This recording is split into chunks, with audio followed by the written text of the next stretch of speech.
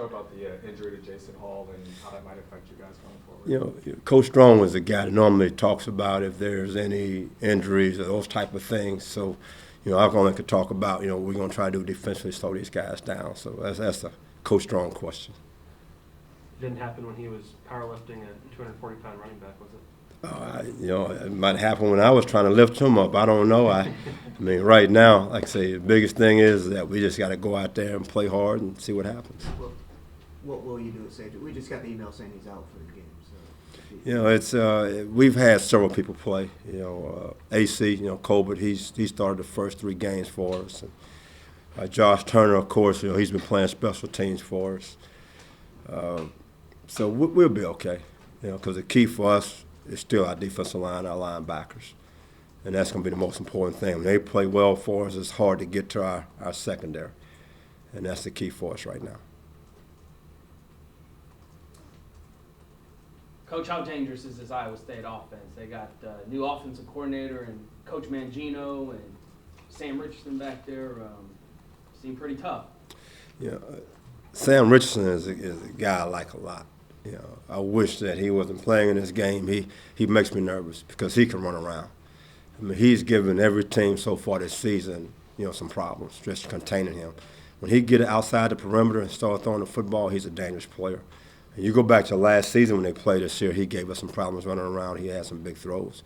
We must do a great job of containing him in the pocket and make him beat us by sitting in the pocket. So I have some concerns, and I tell you what, they have some players. And you look at that tight end they have, I think the guy's an NFL player. I mean, he's 265 pounds. He's 6'5", 6'6". He has soft hands.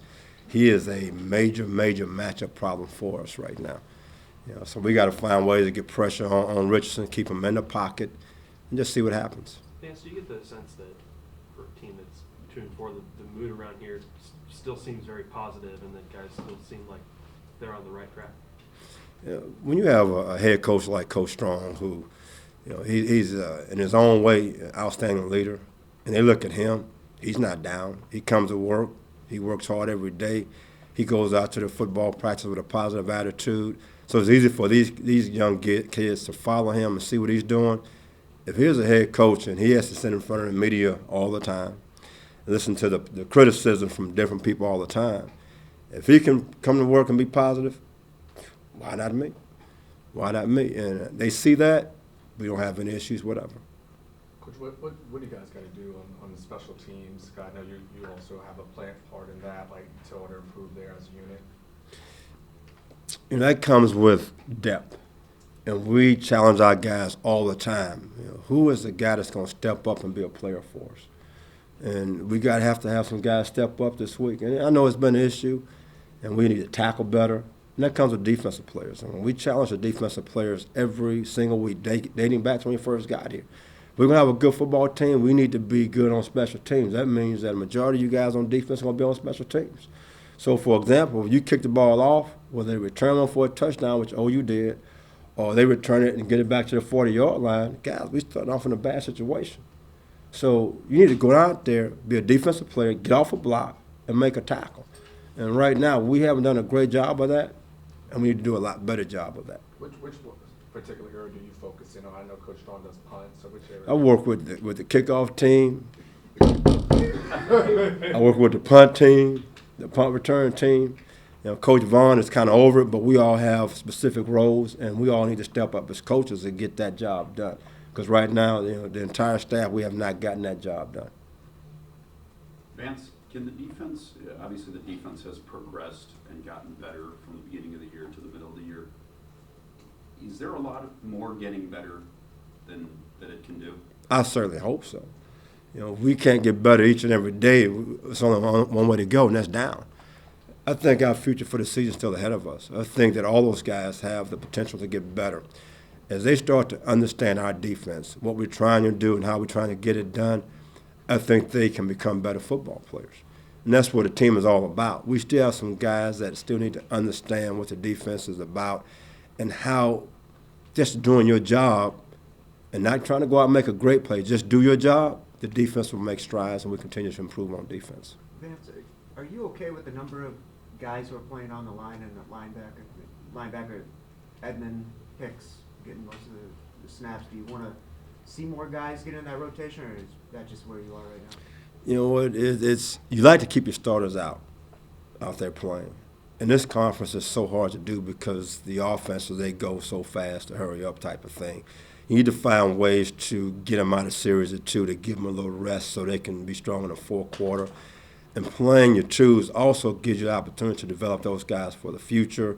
In case you do have an injury, for those guys to be able to go out there and be able to play and you're not losing anything. So you want to play some other guys, but sometimes as a coach, you get a little bit anxious about doing those type of things. You feel very comfortable with the starters in there. Did you see a light flash on for Edmund the last 2 weeks?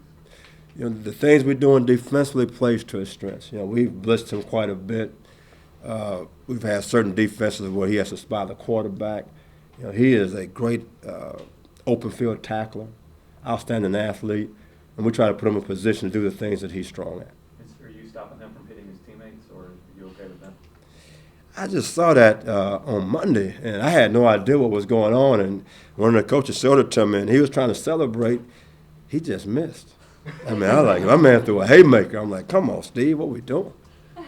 To go back, just to clarify, are you playing the twos as much as you would like, or where do you stand on that?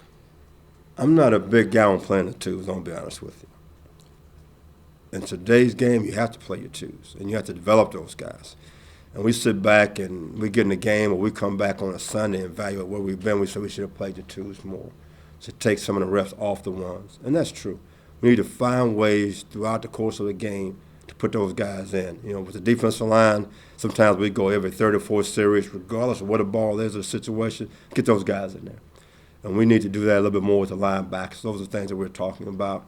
Secondary-wise, we're very limited at this time. So those guys, they just have to suck it up and go.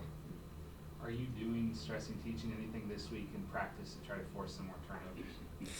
You know, those are things we've been doing since two-a-day camp, and they just haven't happened.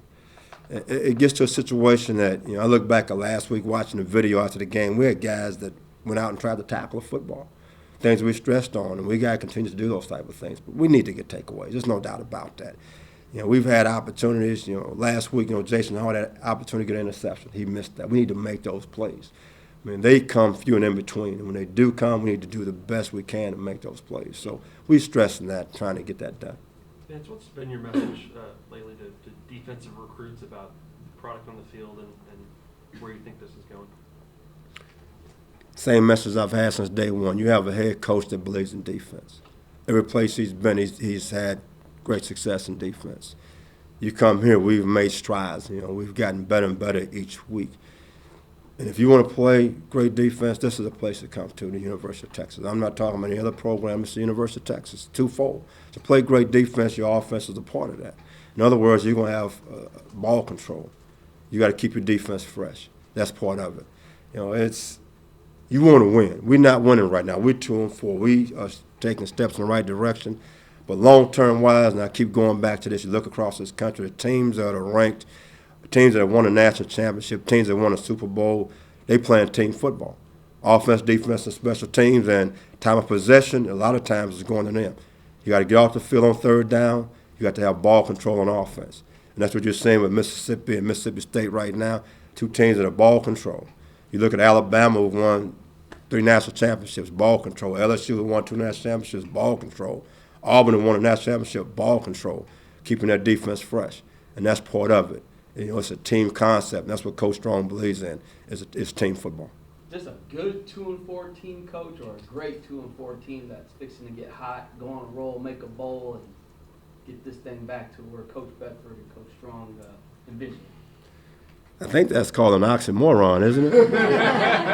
2-4 is not a good team whatsoever. I mean, it's nowhere you need to be. Are we making strides in the right direction? Of course we are. And we're making this a one-game season. In other words, it's one game at a time.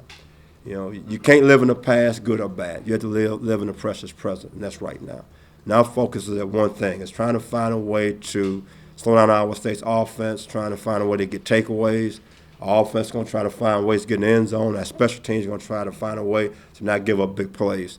So from the standpoint, we got to look at it. We're 2-4. That's not very good no matter how you look at it. So right now we're going to try to find a way to be 1-0. And that's one game at a time. Nothing more, nothing less than that. Charlie was very happy with Deshaun's play, Deshaun Hughes at the Fox position. Is he your Fox going forward, and what does he do that kind of showed you that you could bring him from linebacker down to the line? He's made great strides. I mean, great strides. You know, he's an undersized guy, and his future's ahead of him. He has gotten better every single ball game. He's athletic. He can run. He loves the game of football. I think he needs another off season with Coach Moore where he puts on another 20 pounds. I think he has a potential, and the key word is potential, to be an outstanding player. He showed great signs of some of that this past week. He was outmatched size-wise. He went in there and fought, battled, scratched. But athletically now, I think he has the potential, the type of players that we want in this program. So I have high expectations for him for the remainder of the season and also for his future here at the University of Texas. Coach, going back to 2-4, that discussion. When you at Louisville, the first year, you guys started 2-4 before things kind of started to turn around. What happened, do you think, around that 2-4 point, and you know what do you draw on that experience to help you here? The team came together. You know, we got to Louisville. They hadn't been to a bowl game in 3 years. We had a senior team, and those guys were desperate. They would run through a brick wall. They would do anything we asked. And those guys bought into it. And we had some young players who stood up and decided that they want to be a part of it. And all of a sudden, it just took off. You know, they worked hard, extremely hard, and they bought into it. They did all the extra things that were necessary to win those ball games. And I think the team we have here right now, they feel the same way, especially our senior class. This is their last go-around. You know? And I look at Quandre, and I look at Jordan Hicks, and I look at those guys, and right now they're playing pretty good football for us. And Sid Reed probably had his best game last week versus Oklahoma. I mean, so he's showing the things that he did last season. So we have a senior class here right now. They don't want to be known as the senior class of the University of Texas that didn't get it done. And it's not what we want it to be. It's not what they want it to be. But again, we're trying to say, okay, let's go one game at a time. Iowa State, you're up first. Let's see what happens. So you're going to see our best shot. And on that note, you know, the Oklahoma game, man, that was a special game. Our fans, I thought that they were truly, truly, truly outstanding. And I've heard a lot of different stories about what our fans are and what they're not. I have no idea. I haven't been here since 1980, whatever. But they stayed. After the game, they started saying, Texas fight, Texas fight. I got to be honest now. I was down, I was hurt, frustrated. But to hear them do that and say that, that's University of Texas fans. That's what we've been looking for. I mean, it sent chill up my spine. My sister drove from Houston, and I was down after the game, and she said, you know, our fans now, your fans were something special this game. And my wife said the same thing. So I was really excited for our kids because of our fans. When our bus pulled out, our fans were clapping for us. And we lost that game. For them to do that, the fans have bought in. And I think that's very important to this football team. I want to thank the fans for what they did last week, and I can expect that for the rest of the season.